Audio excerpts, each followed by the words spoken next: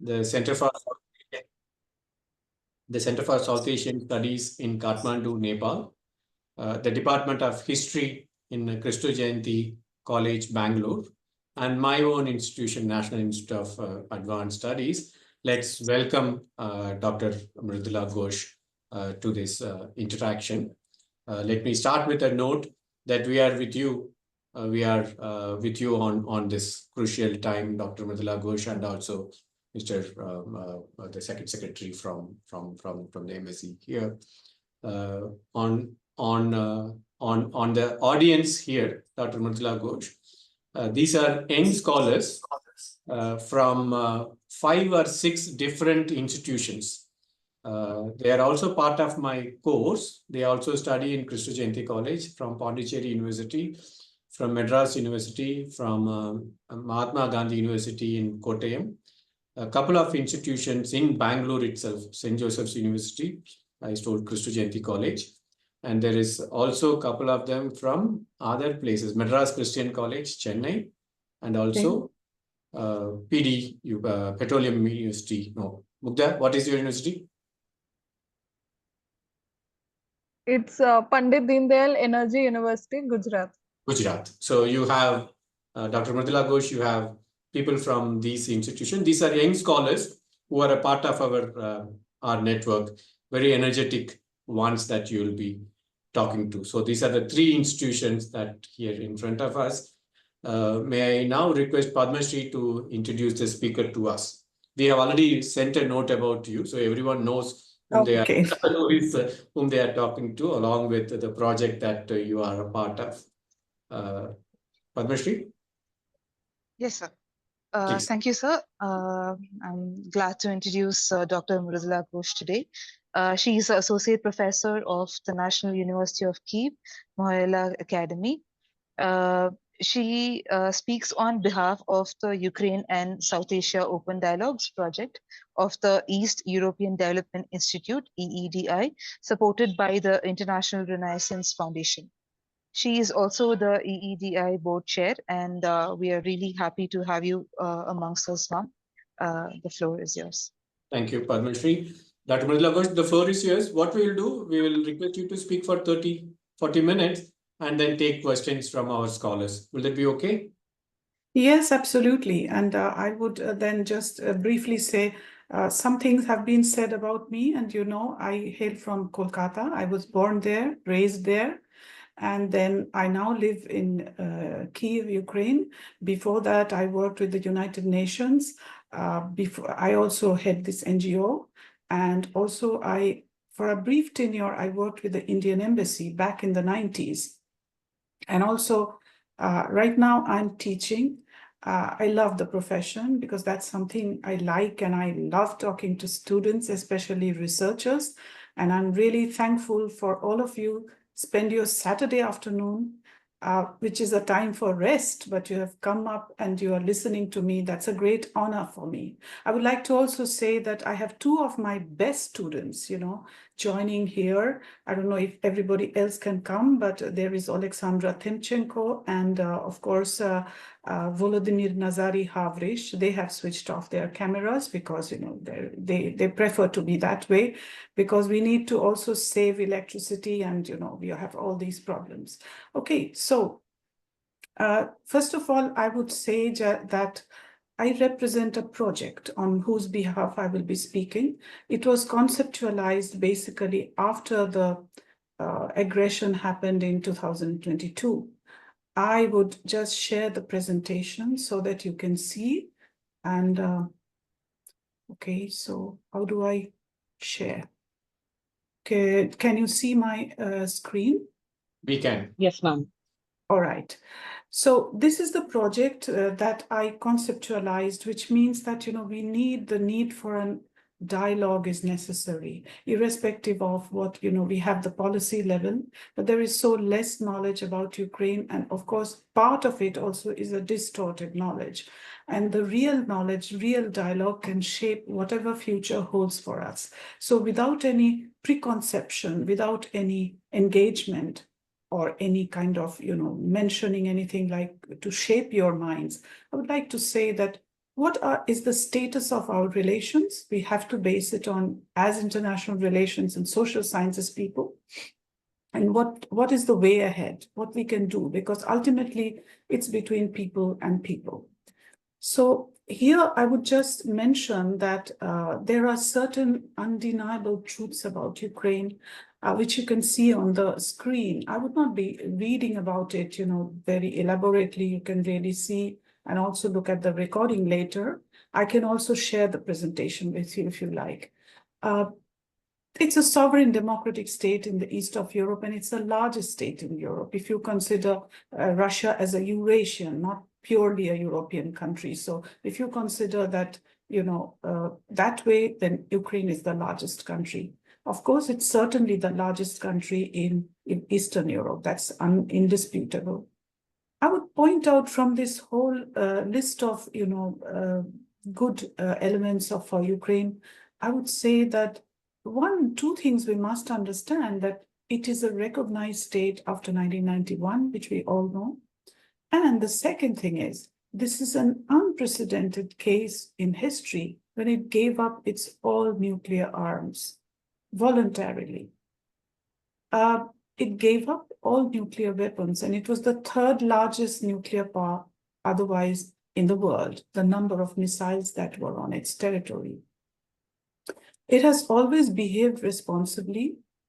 At least since independence, it did not have a single inch of anyone else's territory. Ukraine never attacked anyone, as much as India never attacked. So we have a lot of things in common that I find by looking into the history. And also one of the founding members of the United Nations. Why? Because of his contribution to the end of Nazism. Every fifth Ukrainian died in that war because the whole war passed through the territory of Ukraine. So considering these, the importance of Ukraine hardly can be overestimated. Now, let me jump on to the timeline of our relations in the modern times. I would not go into the thousands of years of history behind us. 91, it gets independent. So I've divided them, the relations, basically the interstate relations, into these little timelines. These are my design. Why? Because 91 to 97, it was a period of great, coming close together, opening of embassies, and a lot of visits happening. Shankar Dayal Sharma, the president of Ukraine, visited in 1993. 1992, one of the first visits of independent Ukraine was by President Leonid Kravchuk in January or February 1992. So you can see the interest Ukraine had and India also had. So the embassies were opened and relations flourished. However, in 1997, one of the things that really had a very cold shower on our relations is the tank deal with Pakistan, which was a very, very debatable issue, of course. From the point of India, it was interpreted and naturally as a not friendly act. But on the other hand, Ukraine did it just because it needed more money for its budget. However, this 2002 was a really cold period because it was not a very easy time. Now in 2002, before that, the president of Ukraine went in 2002. But before that, there's a story behind it. The National Bank governor, Viktor Yushchenko, who later became president, he visited India for some banking or other delegation purposes. Businesses always work and, things get moving, even though the state level relations may be not so much active. He came back and said, we are losing billions. Why did we worry about this 650 million? And wrote a letter, a big letter to President Kuchma, the president that time. And in 2002, a visit was there. Leonid Kuchma visited India. After that, of course, there was another, the visits are reciprocal. Once you have one country visiting, then the next will be the turn of our president visiting. So in 2002 and 2004, I would say also the period was not, despite the visit, didn't change. And in 2004, there was this upheaval called the Orange Revolution, which made, it was a rerun of the elections because of rigging. And so when Yushchenko becomes the president, immediately we had President Abdul Kalam, and he is very well respected in this country. Trust me, all the missile scientists and everyone in Dnipropetrovsk and other cities, they know him. And he had elaborate scientific cooperation. And he was a man who was so highly respected by the Ukrainian academic community, the scientific community, the researchers. He visited in 2005. Then, of course, again, there was not so much activization until 2012, when President Yanukovych visits. So since then, it has been a very roller coaster kind of thing. Ukraine had another revolution. That was the Euromaidan revolution, which really made a drastic change to this country. And then we had the occupation of Crimea, the starting of the war in Donbass, and it continued. Why I put this 2019 is because a new government comes to power, that is President Zelensky takes up. And of course, he tries to put India into one of his priorities right from the start. And speaking to diplomats, he was always stressing this. And also, but we had a very difficult time during the pandemic. So I isolated these years to just demonstrate that during this time, India sent the first consignment of vaccines free of cost, the Covishield. It came to give it to the army and to give it to the doctors in the first place, and also for emergency patients who really needed the assistance. Pharmaceuticals, businesses, they developed in all these years, despite any high-level visits not happening. Things moved and, the volume of trade increased. Now a very drastic new chapter opened after 2022, and it is continuing till today. What is happening is very difficult to say because, it's a country which is getting, attacks every time. Every night we are not able to sleep properly because we have missile attacks. I will weave into these war, elements of war into my presentation because I was asked by Dr. Subhachandran to little bit tell you about the war, although it is very, very difficult, because I'm like a person inside the fire experiencing, sometimes very difficult to relate your experiences. And, my students can confirm it. They are also in the same situation. I would say that India has not turned its back. India is helping. It sent 16 consignments of humanitarian aid, and also it is constantly helping. There is a very important thing that India did. It announced a grant of $1.5 million for the High Impact Community Development Program, which it usually gives to the neighboring countries. So it's the first precedent that India is extending its hand to give this assistance. Now the memorandum is in the government, so it will be signed soon, and we will have the first such big agreement in 10 years. So you can see that the ice is breaking. There are a lot of things happening, despite the fact that you will read in the media that India is a very hesitant, as this Destradi calls it the hesitant diplomacy. I mean, there are scientists looking at it from different angles.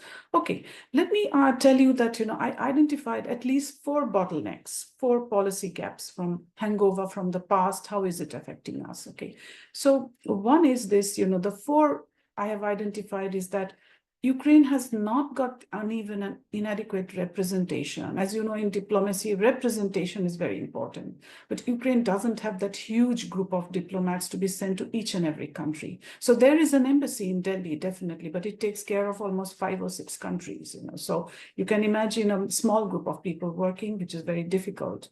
And of course, Ukraine was more focused to Europe and Euro-Atlantic integration, and it had less attention to countries of the global south, the big countries, the smaller countries, doesn't matter.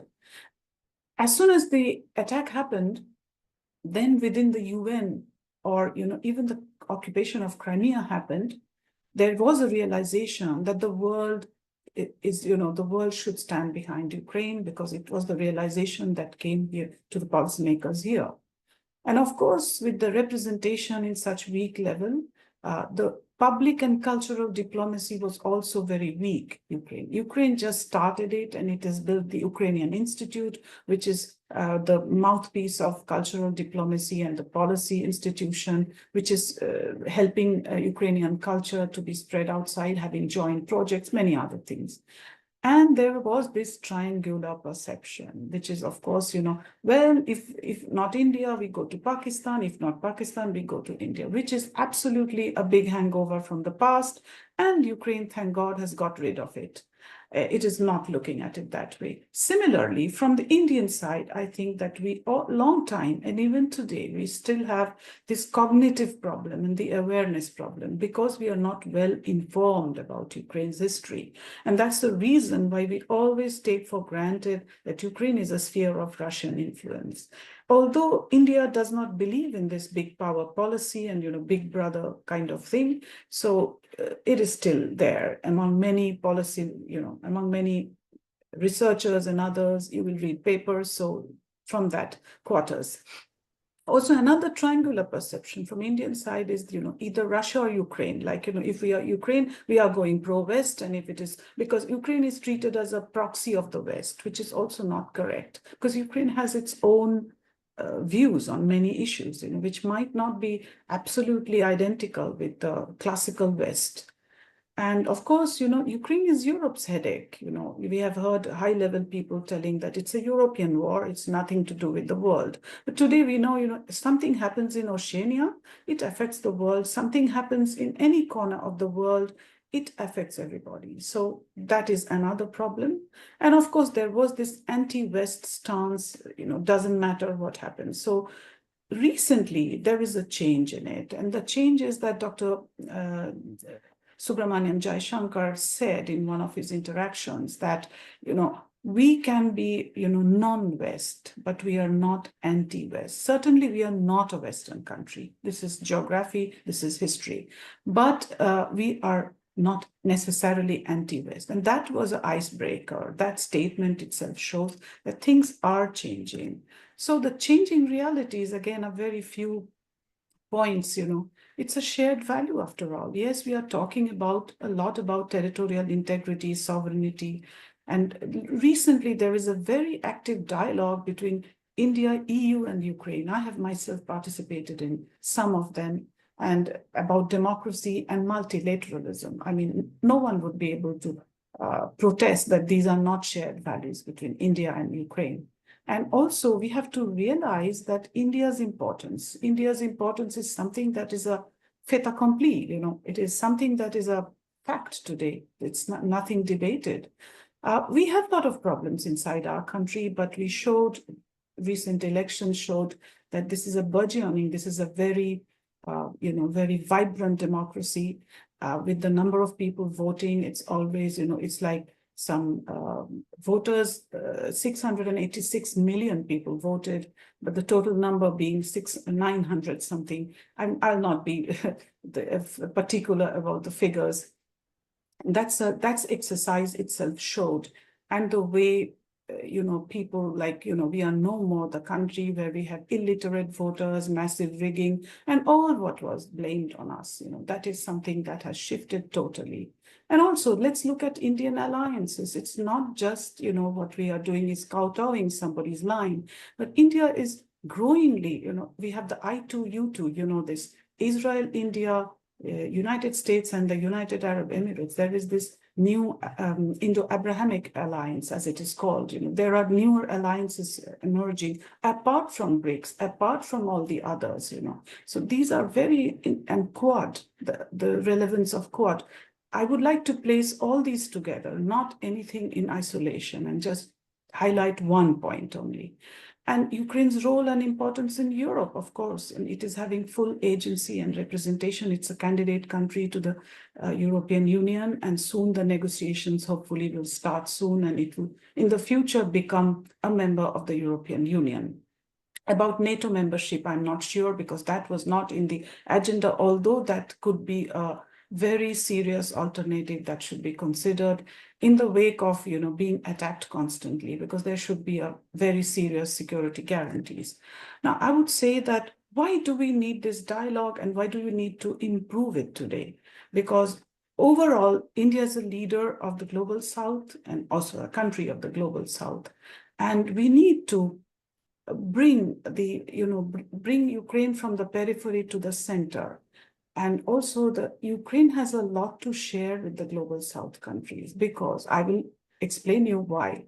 And this people-to-people contact will make you realize that Ukraine is not a classical Western country, as you know, the classical ex-colonies of the Western, west of Europe.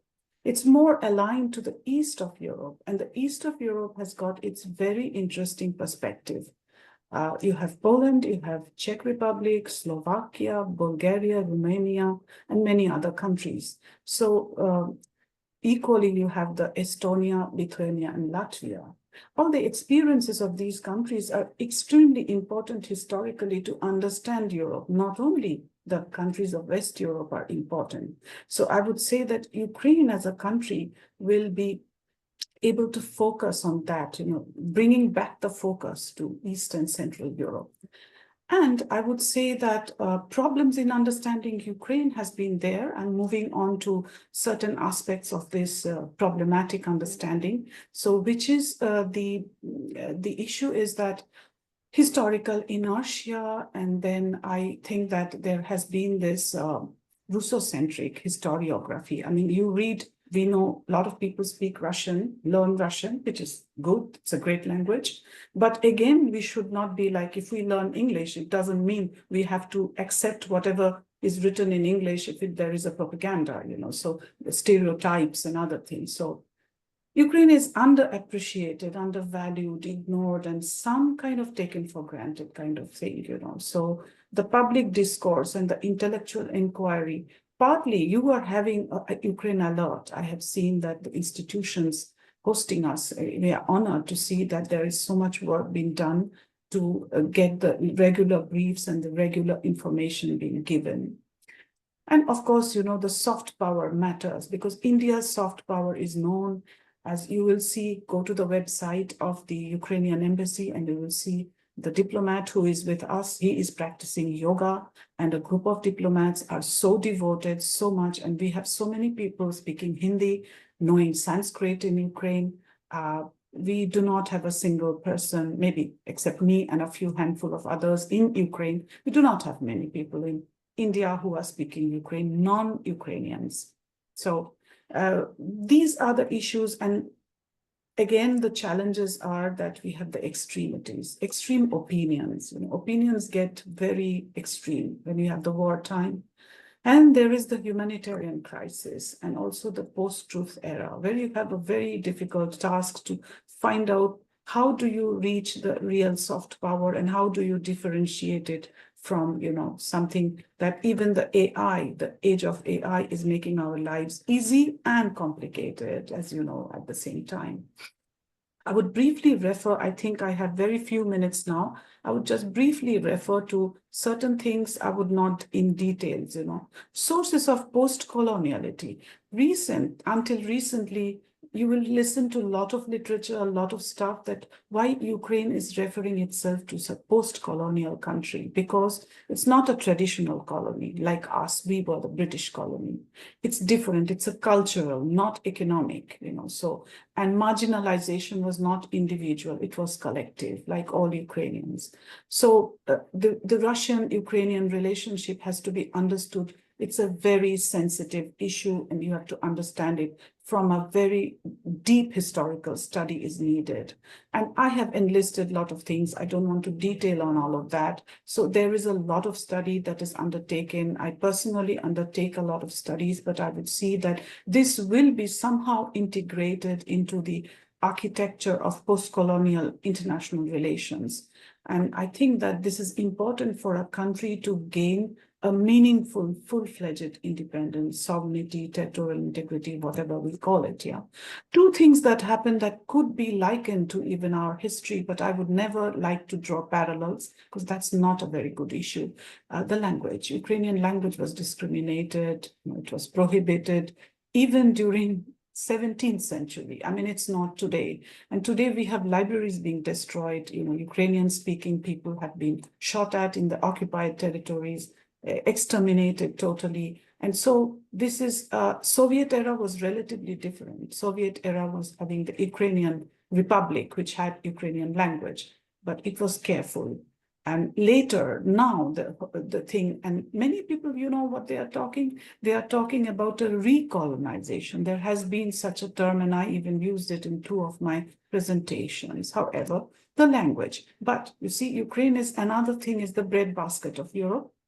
But this country had famine. People died, millions died, perished. You can say that it was told that the collectivization was there, but nevertheless, it was aimed at destroying a class and destroying a class of people who were the carriers of Ukrainian language. So it was a double-edged sword, which had this, So it is considered that, a very serious mark in Ukrainian history, Holodomor, it is called. And you can see in this map which were the places that were affected, the richest farmlands.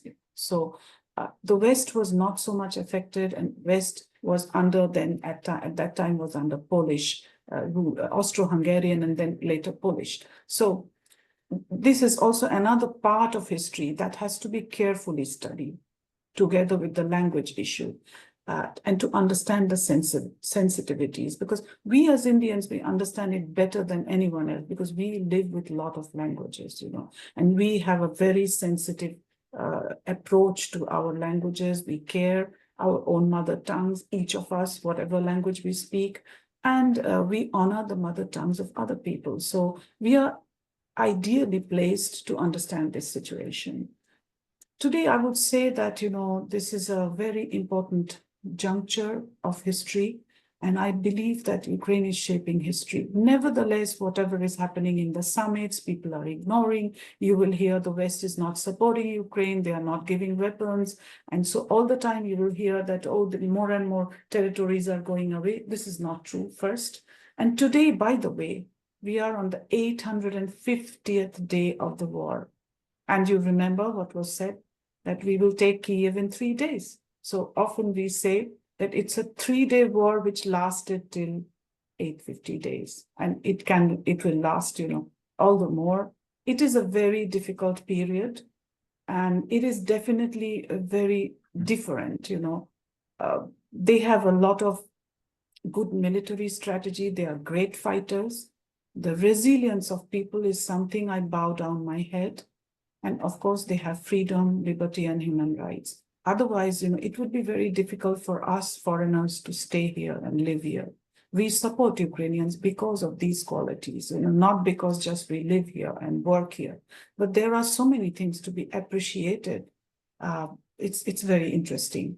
And of course, time to think of, from the point of foreign policy, the middle powers, Big power dictates should go away. We are talking about multilateralism, as I said in the first slide. So the shared values always point to the deterrent foreign policy. And today we have China, Russia, and North Korea recently joining the Axis, and who knows who else, maybe Iran, who else may join. So that is a big danger for our country, for our subcontinent even. It's not only that. And I would also say not the security architecture. Last but not the least is that our people are getting involved. If you've read the media reports that people from our subcontinent are being duped and, sent to the war in Russia illegally. And of course, some of them got even killed because, they are entering Ukrainian territory and they are used as fighters. So this is a very, very serious issue that has to be noted, because then we are neutral, but how can we allow our citizens be used, not only Indians, but, countries, Nepal and Sri Lanka, and I don't know, maybe other data are lacking. So this is another issue we have to take very seriously. Apart from understanding the history, what is happening today? So with this, I will stop and I will look forward to your questions. And I would encourage more discussions and interactive, if I've not crossed the limits of time. Thank you. Thank you, Dr. Ghosh. I think that was perfect timing. Let me thank you on behalf of the Institute.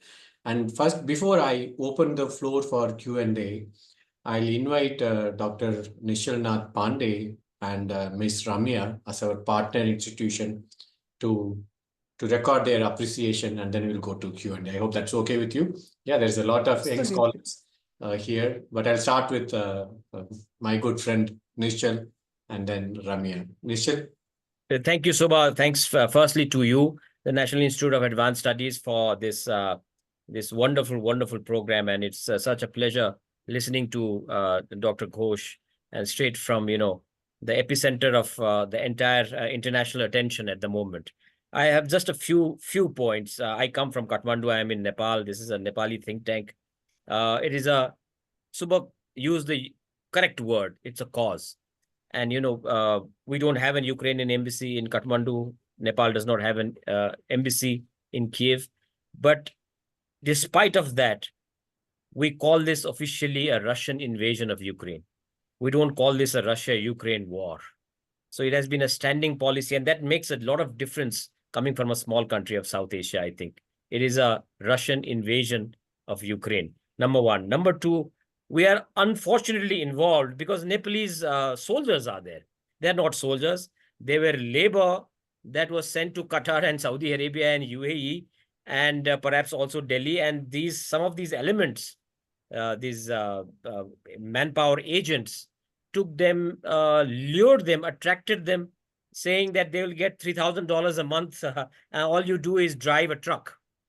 And they landed up in this theater in which they have to fight a war, and they are trying to desperately come back. They cannot come back. And we have lost Nepalese lives. And we are trying to impress upon Moscow the need to send them back. But they are saying that we don't have any information. But they are on YouTube. They are sending WhatsApp videos. And Nepal government has been unable to bring them back. Number two. So that's, we become directly involved because Nepalese are there. Not only Nepalese, Subha. Now I hear increasingly Sri Lankans. Our boys are also there. And there is no data. Could be that a lot of these elements domestically are involved. They are getting visa and going there. But also shows the military point of view that there is a shortage of soldiers. And they are hiring from almost anywhere they can find. So number two. And number three, the entire geopolitical landscape, the entire flux of international order. You have a situation in Israel versus Hamas. You have a situation there, and the international attention slowly now shifting towards Gaza. So will that affect the international order and take us to uncharted waters? So I think it is a good initiative, Dr. Ghosh. Thank you so much. Thanks to Subha. And it's really a pleasure to partner for this cause, really. It's not a Zoom webinar or it's not a program. It is a cause. And I really appreciate your thoughts. Thank you so much. All the best to you, and stay safe. Thank you. Dr. Pandey, that's Dr. Pandey, Kathmandu Center for South Asian Studies in Nepal. Ramya, she's another partner, head of our history department in Kristu Jayanti College, Bangalore. Good evening, and I'm very happy to be part of this NIAS KJC Europe lecture series. And thank you, Dr. Nishalnath Pandey, for collaborating with us and arranging this wonderful session. And it was indeed a great pleasure and privilege for me to listen to Dr. Mridula Ghosh.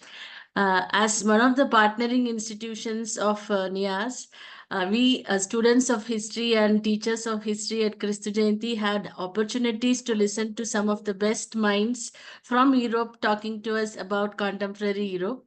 Today's session was one snapshot of the same, of actually learning about what is happening in Ukraine from the Ukrainian point of view, and an Indian who is staying there, showing your resilience and courage by being there, because I am sure, ma'am, you could have moved out anytime you wanted to, but you had presented beautifully with starting with the 9 unique points about how Ukraine is different from everyone, and why we need to understand Ukraine from the Ukrainian point of view, not from the Europe or the Russian standpoint. So thank you for giving us a view of what is happening in the current situation. I also submit my prayers and wish that the war comes to an end sooner, not later. And with that note, over to Subhasa to take over for the Q&A session. Thank you, Mridula ma'am, and thank you, Nishant Pandey sir. Thank you, Ramya, for those appreciation and also understanding the larger issue that is at stake. Now let's move to the next generation, and let's give them a platform to interact with Dr. Mridula Ghosh. Dr. Ghosh, with your permission, we'll take 3-4 questions, and then you can respond to them in 3-4. I don't mind as many questions as possible. Just I'll note them down to be responsibly answering them. It would be easier. So I request our young scholars to raise their hands, either the hands or let me start with Padmashri, Ayan Datta, and before you say just a word where you are from, so that Dr. Mridula Ghosh also knows whom is she talking to. Yeah, Padmashri, Ayan, and Govind in that order. Padmashri. Thank you, sir. The Ghosh, it's really nice to hear your presentation. I'm Padmashri Anandan. I'm currently working as a research associate as part of the NIAS Europe Studies program. So part of the program, we've been covering the Ukraine war closely every day for the last more than 2 years. I have 2 questions to you. First one is your presentation mostly focused on how the war is, it's really important one for the entire Europe. So if it comes to prioritizing the membership, what would be your point of view? Would Ukraine have to prioritize on joining the EU or the NATO? That's one question. And the second one is... Excuse me, EU or the NATO, you mean? NATO. EU or NATO? NATO. Okay. Yes, ma'am. Yes. And second one would be, could you give us some on-ground insights on what is the opinion or the feeling of the Ukrainians there in terms of the age groups? Let it be the young ones who are being deployed or participating in the war or being in the front lines, or those who are slightly on the older side and they are still being faced. Thank you. Thank you, Padmashri, for those 2 questions. Padmashri is also Dr. Ghosh. You talked about the daily war alert that comes from the institute. She coordinates that alert with a small group of scholars. Ayan Datta? Yes, ma'am. Thank you so much for that presentation. I am Ayan Datta. I study at the University of Hyderabad. I'm a master's student there. I am at present a research intern at NIAS. Ma'am, I had 2 very brief questions. First, you spoke of bringing Ukraine from the periphery of the discourse to the center of the discourse. However, we see that when it comes to media coverage, Ukraine was initially very much in the spotlight when the war first began, but then gradually began to shift from away from the center of media coverage and began to face sort of the Ukrainian cause started to face almost competition in media terms from coverage of other conflicts like Armenia, Israel, and so on. So how can Ukraine maintain itself or maintain its staying power in the minds of the people when it is facing such conditions in the media? Secondly, you pointed out that the Ukrainian language was suppressed under the Soviet rule. There has been a sort of a Russian counterclaim that the Ukrainian state was suppressing the Russian language in the Donbas region where ethnic Russians live. To what extent is the Russian allegation true, in your view, from a Ukrainian perspective? So these were my 2 questions, ma'am. Thank you. And Govind and Sim, and then we'll get back to Dr. Ghosh. Yeah, Govind. Good evening, ma'am. Thank you so much for your presentation. It was wonderful. I just wanted to ask you about the Peace Summit, the Peace in Ukraine Summit that happened at Bergenstock over last week. What do you think about the summit, and how do you think Ukraine will, what are the next steps of Ukraine after the summit? Thank you. That is Govind from St. Joseph's University in Bangalore. Now I'll request Sim. Hello, ma'am. Thank you so much for the presentation. I had a similar doubt as Govind. I wanted to know, did the peace talk just after the G7 meet have any impact in the ongoing war?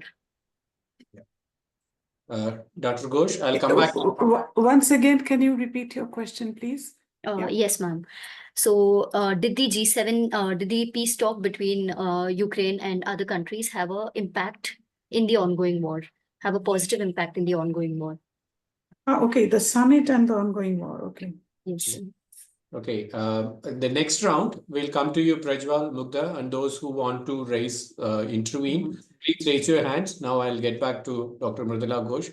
Dr. Ghosh, if you could be brief, we can have more interactions. Yeah.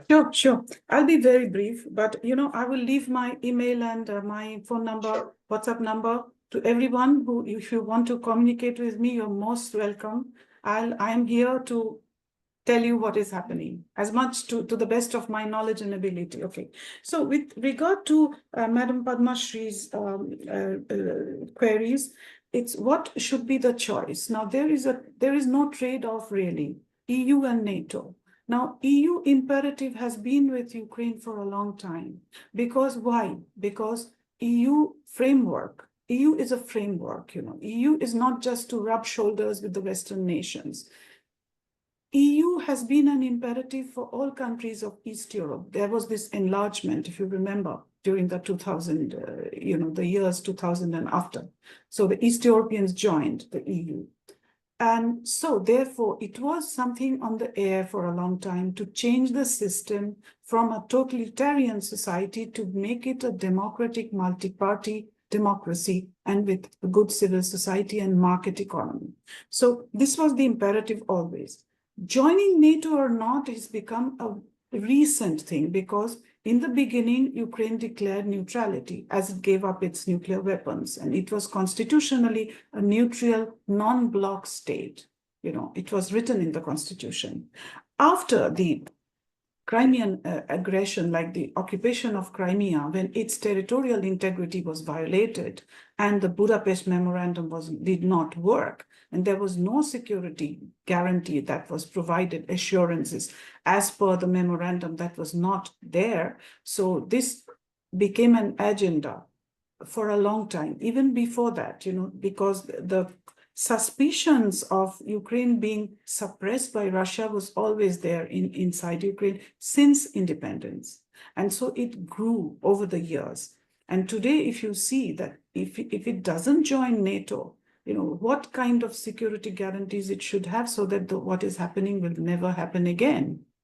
It is happening again. We said never again when we had the Second World War, and it is getting just destroyed. So it's not a trade-off, but if you want to ask my opinion, I believe it will be easier for Ukraine to join the EU because it has qualified. Despite all the war and everything, there are many things that Ukraine could offer to the EU.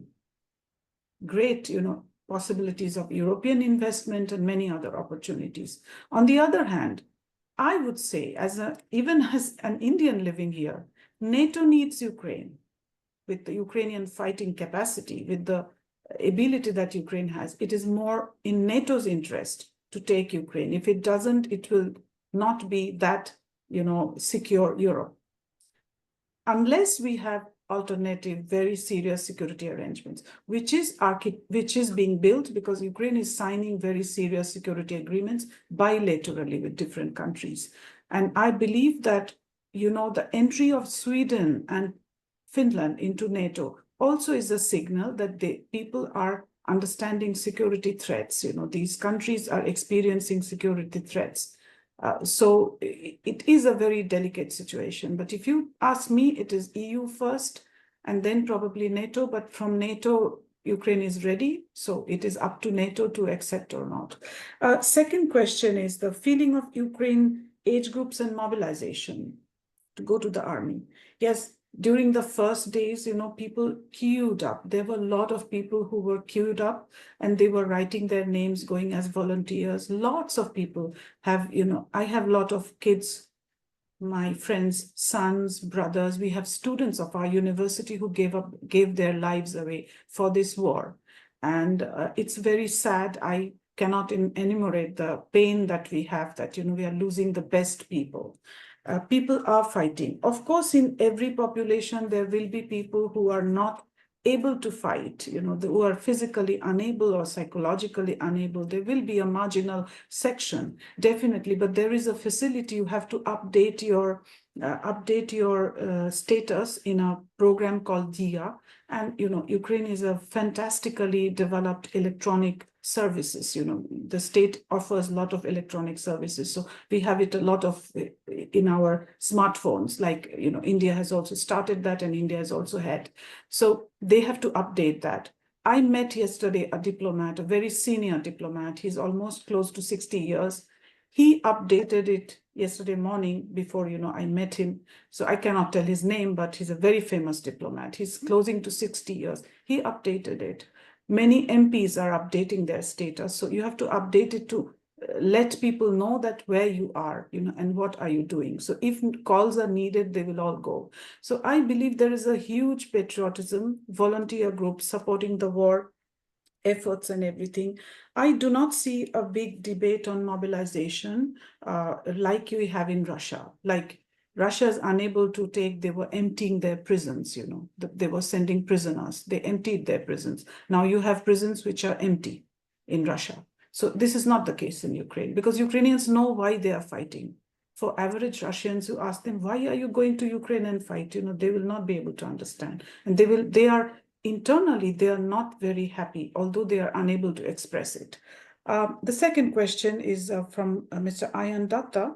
From the periphery to the center. Yes, in the media discourse, I fully agree with you. But media is something, which is a barometer of popular attention. It is on the top, it is not on the top. Summit comes and you have a lot of people talking about it. But there are media which are we have to counter it how, like you are doing the Ukraine alert. There will be a lot of grassroots, a lot of like maybe not mainstream media, but you have Times of India, you have several other media in India, English-speaking mainstream and many other regional media. From time to time, they are reporting on Ukraine. Ukraine today, at least, I would say, when I used to visit India before, they would say, oh, Ukraine, where is that? It's Russia. I would say, no, it's a different country. So today I don't have to say that, at least, the word Ukraine is known by everyone. I mean, you see the change in the mentality of people. Ukraine is mainstreamed already. So the desire for the media to uphold it or not is different today. And of course, once the war ends, and I hope it will end, and it cannot continue forever, and the reconstruction starts, you will see the attention from all over the world rushing to Ukraine to build, to companies, contractors, and there will be a lot of things happening. So let's hope for the best, that we will not let the media lose the focus. Like we are holding this discussion, we might even invite media, they will listen and they may go and write an article. You can contribute an article, you can have your blogs. So we are powerful today. The AI and everything else has given us the power to, influence media. We are the, you are the people. So we are influencing. Okay. So the Ukrainian language, Donbass. One of my students, he is sitting in Konstantinivka. It's a city which is on the front line. 20 or maybe 30 kilometers from his place, there is a war happening. He wrote just now in the chat, I saw that there was never, he's from there, he was born and brought up and he's sitting there. So, 10 kilometers at this point, you see he is writing. So he can say that, there has never been. I speak to many people in Russian.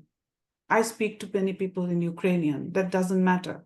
It is essentially a bilingual country. Everybody understands Russian, but Russian should not be overtaken. This was a false pretext that Russia had to occupy and colonize Ukraine. There was nothing more than that. It was just a pretext used, There was not a iota of truth in this, that Russian language was suppressed.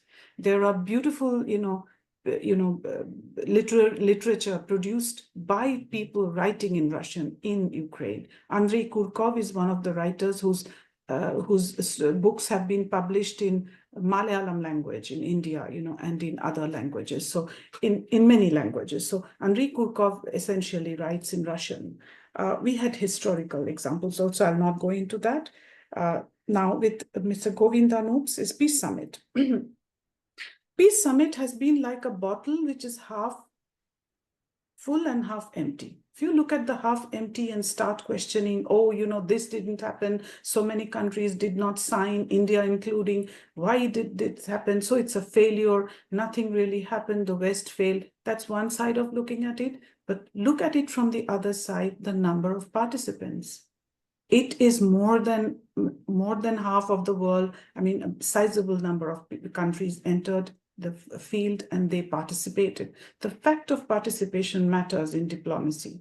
And then, this is a long chain from Copenhagen. It was a meeting of the security advisors. Then it was Jeddah in Saudi Arabia. Then it was Malta. Then it was in Davos in January. And now we had it in Switzerland. I believe many more summits will be held. And you remember when the Second World War happened, how many summits and conferences happened? Potsdam, Tehran, Moscow, so many places. We had the conferences. So, conferences do not end, and it's not an end in itself. It is a way to something. So is it paving the way? Let's see. So nuclear security, food security, and the third is the humanitarian dimension. These were the three issues of the summit. Now, who is going to challenge them? Nobody. The thing is that there were political nuances which allowed some countries not to sign, but they participated anyway. By participation itself, and they agreed to the agenda of the summit. Maybe not to the end document, but participation means you agree to the summit agenda. So that's pretty much. And the fourth question was the impacting the war. Summits and talks do not impact the front line. The front line is a front line. It's very different. I had once, been for a few days, but that was enough for me to see what war is like. I mean, I would tell you honestly that I write for The Week, by the way. It's a magazine, Bangalore, they have an office, and the magazine The Week, I write a column there from time to time. They made an exclusive update on the war. One of their photo correspondents traveled to the front line and met soldiers and everyone, and he made an eye-opening that, the spirit of the Ukrainian soldiers. I mean, you really feel different. You really feel that the real value of life, you understand. So, rather, I would say that they are the backbone who are influencing these summits, that their sacrifice, it is making us push the summit towards a resolution. It's not the summit influencing, summit guiding the war. It's the other way, that people are the driving force. Well, I don't know if I've answered, so the dialogue continues. I believe more questions, please. Yeah. Thank you, Dr. Ghosh. We'll move to the second round. I have 3 in front of me. Those who would like to either leave a message or raise your hand, I'll pick up. I'll start with Prajwal, Mugdha, and Ronak in that order. Prajwal is from St. Joseph's University, Bangalore. Prajwal, please. Thank you very much, ma'am, for your presentation, and all strength to you and your students. And I just wanted to start off with asking a question about, is there anything that we can do to contribute to the project that you are pursuing right now? And second question was, I had been very curious about this personality who has been a major role in this war, that is President Zelensky. And I wanted to know how much has Zelensky shaped the course of the war, and what influence he really holds towards an end game. I'm sure we've all seen his series of The Servant of the People, and in that regard, he had also started facing a lot of backlash in the middle of the war. So to that end, what influence he holds.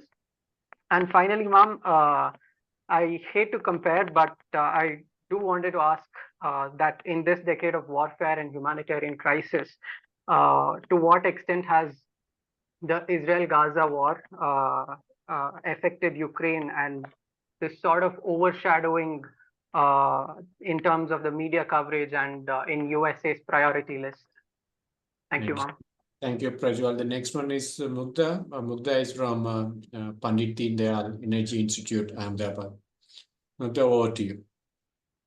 Good evening, ma'am, and thank you for the presentation. I have two questions. In the presentation, you discussed about Ukraine and India relationship. So my question is basically based on that. So during the period of the war, India kind of stayed away from direct participation, like in the initial days.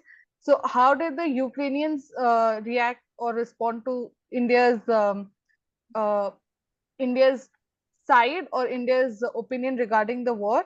Second thing is that China had said that the peace summit would be incomplete because Russia hasn't been invited and the two conflicting sides haven't been included into the peace summit. So how do you look at that statement with respect to the peace summit? Thank you.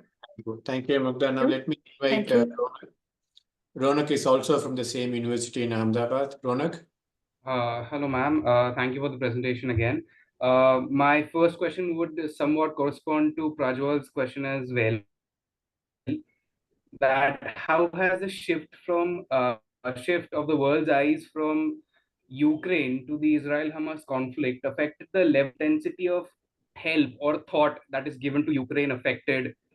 And the second question would be, I recently read that 3 days ago, the Serbian president gave a statement about that he's checking his oil, sugar, and flour stocks, stating that there is a possibility of a world war breaking out in 3 or 4 months.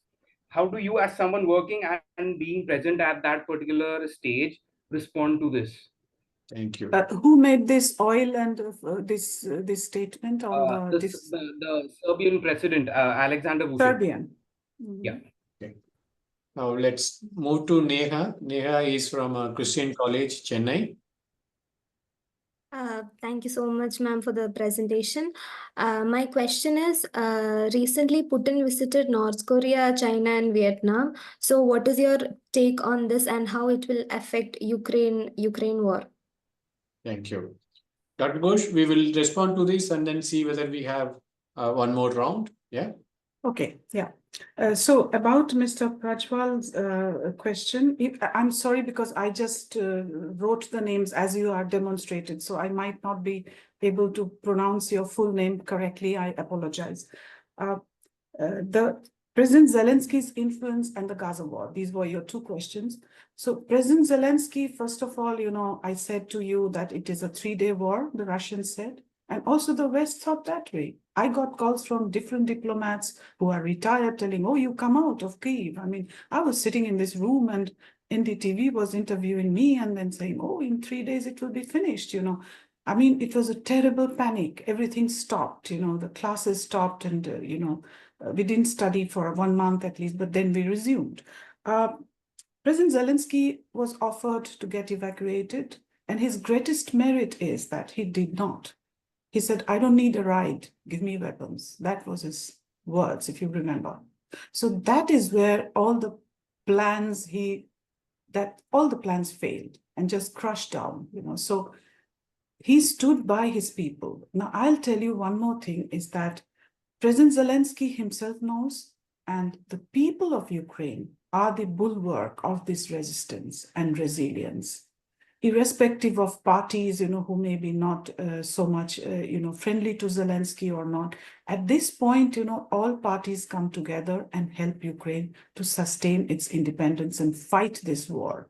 Now, President Zelensky's image has been enormous. You know, so many books have been written on him, and he has changed. He has metamorphosed these years. His personality has metamorphosed into something else. I would love to talk to him and get an interview, and I want to ask him certain questions, which probably many journalists will not.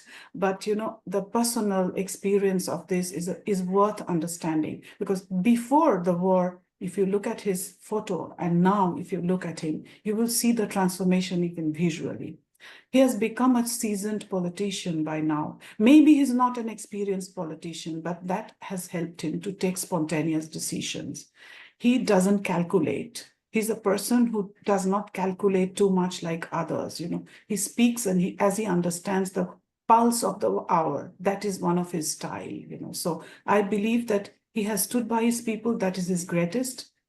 Maybe there have been enormous obstacles, international obstacles, which he will not be able to overcome, or he's unable to overcome at some stage, but he's trying his best and persistently he's breaking the ice. You can see how Narendra Modi hugged him at the G7 summit and how warm the reception is, how warmly he's received by all the leaders of the world. And that speaks some volumes of his influence as a spokesperson for Ukraine at this point.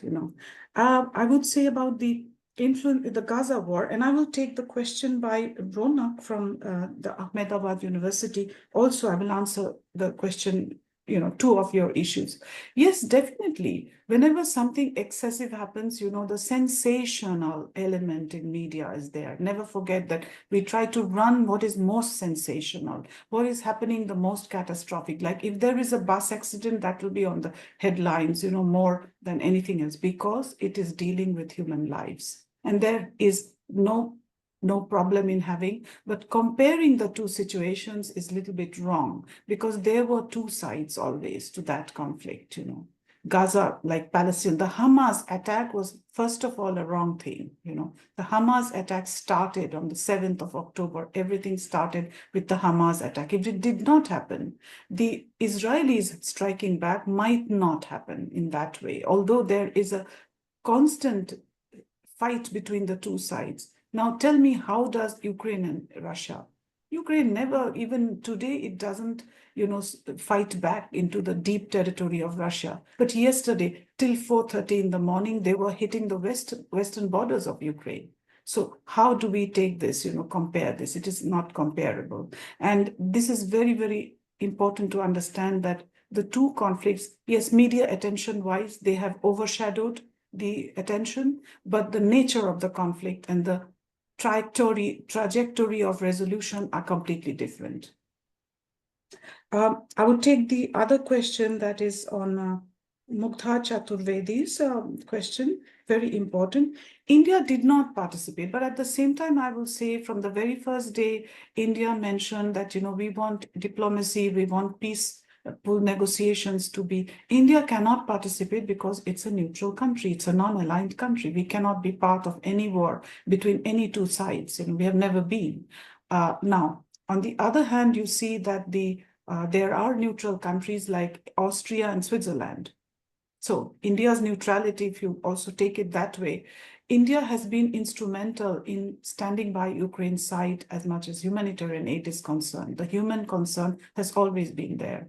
There is an embassy here which is operating. They did not evacuate fully just for 15 days or, maybe 1 month. But then it came back. The ambassador is working full time. The full mission is working all the time. All officers are working. Yeah, they don't have the families here, but a full-fledged Indian embassy works here. And that is already speaking about standing beside Ukraine. They did not withdraw, at least this much. And I can mention that Indian companies have donated medicine regularly. Indians are donating blood. Indians are helping the army. Also, personally, individual levels from the diaspora, a lot of them. And 2 Indians who are married to Ukrainians, they are settled in Ukraine. They are even fighting for the Ukrainian army officially. They are Ukrainian citizens now, but they are. So Ukraine did not also use this, method of recruiting Indians to fight. Excuse me. So this is also very, very important. And for the participation of China, that they said that without the participation, it will not be. I would say that the Swiss summit was looked at like 2 sides will come, they will talk, and the war will end. No, it's a long process. It's a series of conversations that will take place. It will provide the reaction. You see, the summit taking place, what is Russia's reaction? Russia immediately said Ukraine should withdraw its forces from these territories. How come on earth? These are Ukrainian territories. They should withdraw and not Ukraine. So the very positioning of Russia from the peace perspective is wrong, because Russia doesn't want to come and sit on the negotiating table in terms of peace. It wants to grab more territory. It wants to destroy Ukraine. And that has been the agenda of the Russian leader, at least, And now going to China, then going to Vietnam, going to North Korea especially, this is already symbolizes this track. Russians are not also participating actively in any track 2 dialogues, which Ukraine is doing in a way that, participating, because all they have is always sending messages like, we want to get these territories and, thus further. Then start from that point, and which is a non-starter, basically. Because if you come and occupy and you don't leave the territory, how will that country protect its territorial integrity and sovereignty? And India being a nation which is supporting, like today, if Arunachal Pradesh, let's say, heaven forbid, something happens, and then they say, no, China, let it take. And, if two sides did not participate, there is no peace. I mean, this will also be a very strange situation, isn't it? So they must withdraw what they had occupied.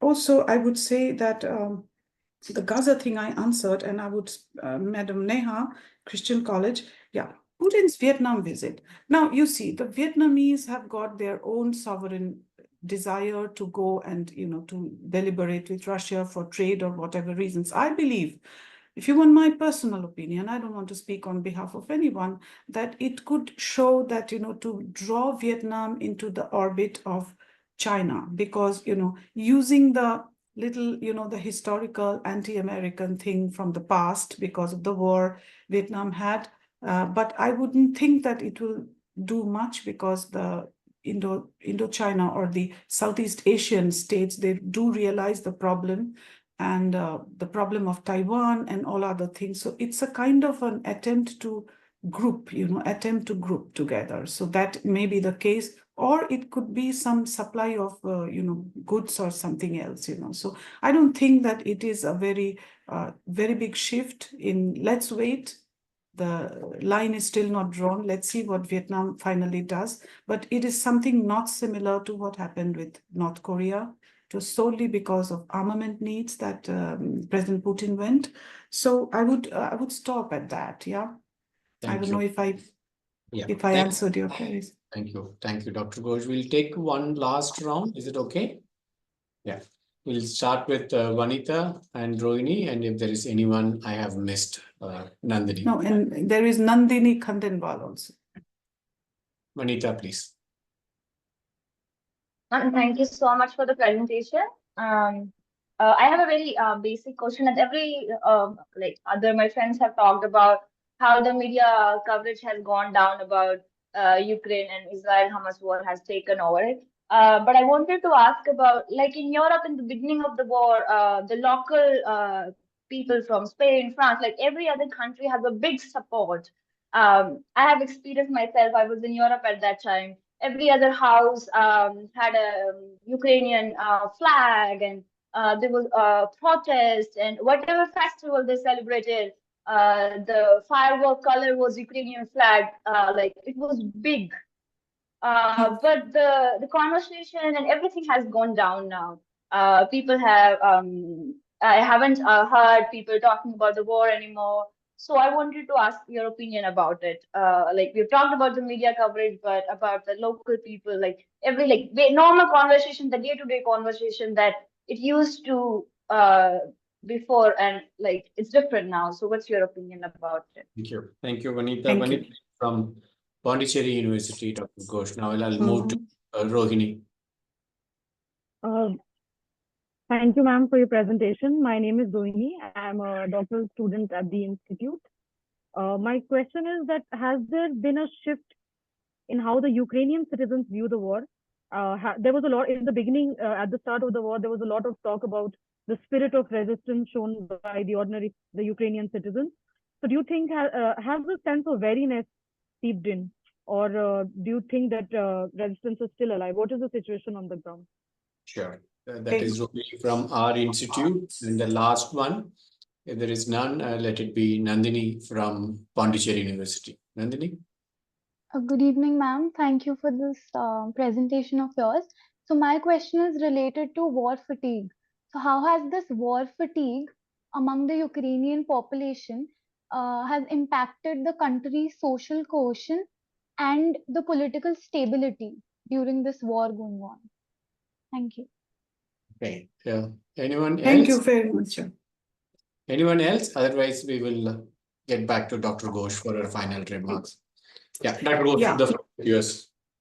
Yeah, I will say that for the question by Madam Vanita from the Pondicherry University is that European enthusiasm. Yes, you are correct in recording that, because when the war happened, it has never happened after 1945.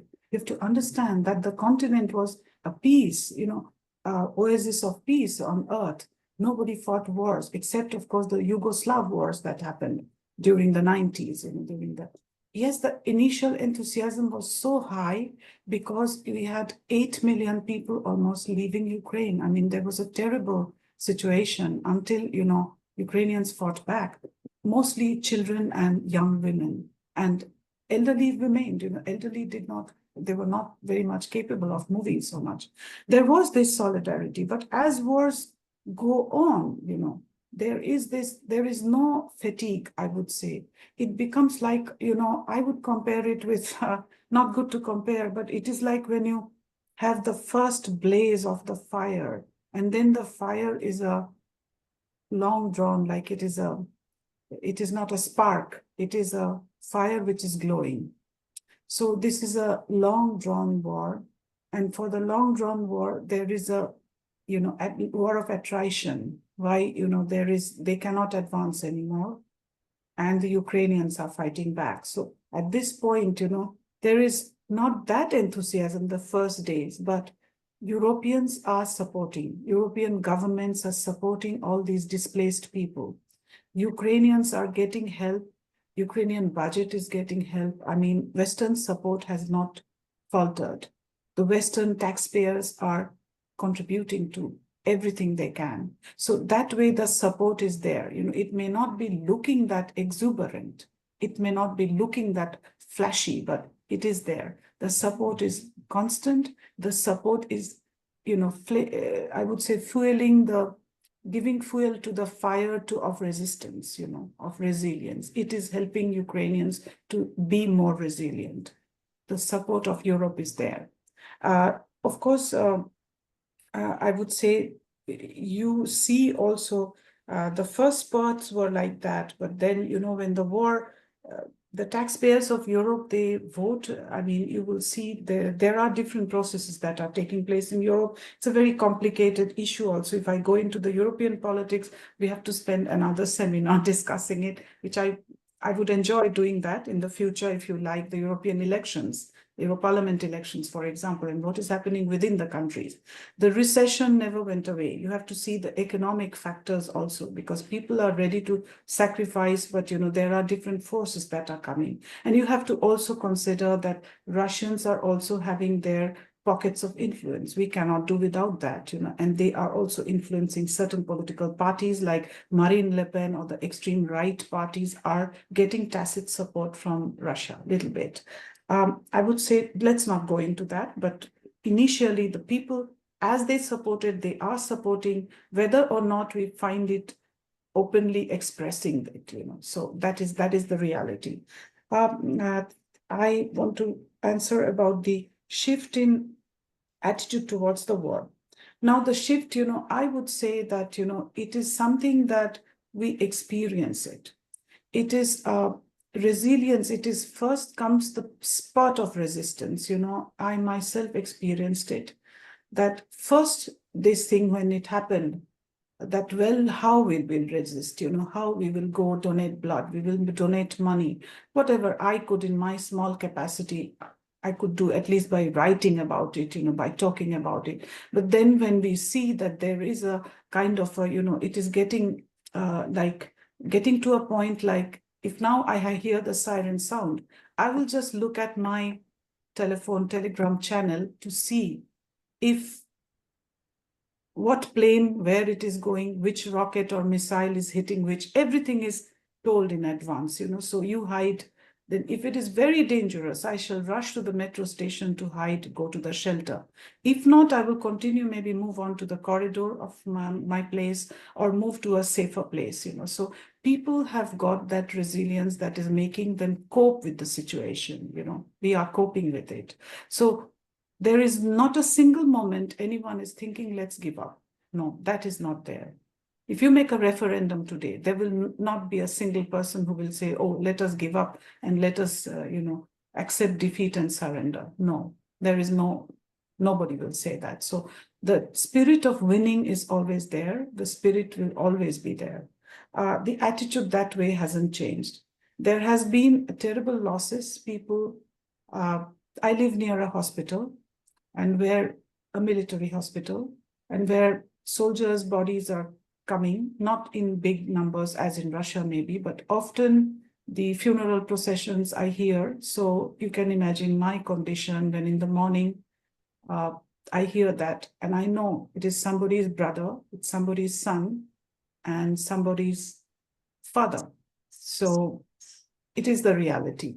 War is something that is very difficult to explain, but once you start, you cannot finish without ending and winning it. Ukrainians have to win the war. That's my psychological position, not as a, I'm not speaking from the position of a research analyst. I would say to the last question about social cohesion, it is somewhat related. If Ukrainians were very divided and they were almost too opinionated and, too much they were discussing, and Ukraine, is a country where they love debating and discussing. You will not find them agreeing all the time. They will always say, oh, it is good, but I have this point to make, it will always be there. So they are extremely, it is a society which loves discussion and debate. And that is why we have a real civil society, which is not present, unfortunately, which is killed and not present in the former countries of the Soviet Union, except, of course, the Baltics. So this is the reality. I would, if you don't mind, I will ask my student, Volodymyr Nazary, to say a few words. And then, of course, Volodymyr Pritula, who has raised his hand from the embassy, to say a few words of greetings, probably. Dr. Chandran, if you allow. Sure. Please. Yeah, please. Volodymyr Nazary, are you there? So look, he is there. So he speaks fluent English. He's a good student. So please.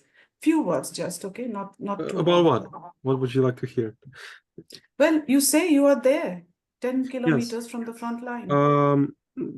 General, like my life at the moment, I absolutely agree with Professor Mridula Ghosh that at this point, whenever you hear the siren, you just look at the phone or maybe just don't pretty much ignore it.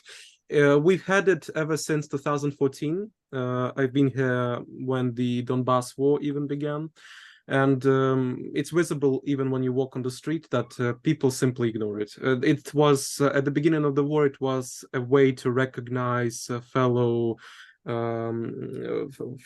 refugees in different oblasts of Ukraine, because when you look at someone from central Ukraine, since I initially ran there, they would shook when they hear the siren, but the people from Donetsk Oblast, from Lugansk Oblast, they would just continue on as they were, because that's pretty much how you cope with it. At this point, I honestly hope my city is not going to be overrun. The only thing that is standing before it is Chasiv Yar at this point. On the well, for me, it's going to be east. For them, it's the west, on the eastern side of my city. And the same goes with the southern road, that the Russians are slowly moving in the Pokrovsk region. If you look on the map of Ukraine at the moment, like on websites like Deep State, you can see the front line. But even if they do, I think my family will come with something up. The hardest part for me, if that happens, is going to be these books. You don't see them because I blew them, but there's a lot of books. This is going to be the hardest thing for me to give up. But yeah, we'll somehow do it. We'll somehow live. Thank you. Thank you, Volodymyr Nazary. Thank you for that very emotional note. And I also have students from other courses, but I believe that if they want to say or write something in the chat, so Alexandra Fenchenko, she's in Kyiv, I believe. Volodymyr Pritula, maybe, Dr. Chandran, if you allow him to say a few words. a brief note from you. Hello, hi, namaste. My name is Volodymyr Pritula. I'm Second Secretary of the Embassy of Ukraine in the Republic of India. I just briefly, just a few words. I want to express my sincere gratitude to the organizers of this important event, to the National Institute of Advanced Studies, and also to the Institute of Eastern European Development Institute. Dr. Mridula Ghosh, thank you so much. It's an important initiative. And I would also want to say thank you to the respected audience, which was not actually audience, but your questions. You know, some people were asking that Ukraine disappeared from media to compare with what it was before. But I want to say that the most important, that maybe it disappeared from the media, but it didn't disappear from your interest. So that's why we express our sincere gratitude. This is important that you keep it in the loop. Please continue. Embassy of Ukraine is also open to any collaborations. Please, let's do something together. Thank you so much. Namaste. Thank you. We'll be in touch on that point. Let's thank Dr. Mridula Ghosh, especially Dr. Nischal for introducing her to us and also finding time. I remember her email. She was worried about whether she will have enough electricity to speak to us. Yeah. She was saving it for us. Thank you, Dr. Ghosh, for taking time with us and spending time with us on behalf of the 3 partner institutions.